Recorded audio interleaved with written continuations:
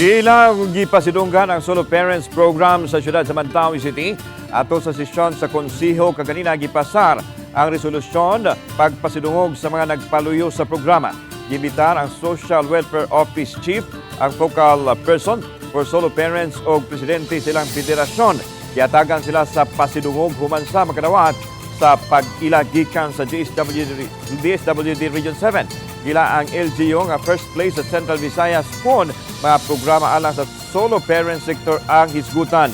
Gipasalig sa dakbayan padayon ang paghatag og serbisyo sa mga single parents. Lakip na nini ang giplano alang sa paghatag og assistance sa mga indigent solo parents nga gitun-an pa sa legal nga aspeto nini.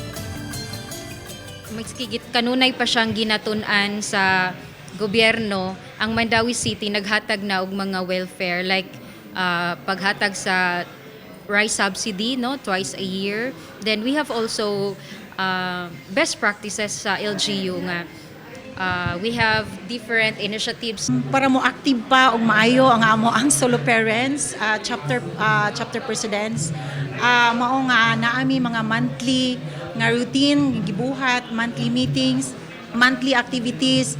So, pinaagi sa federation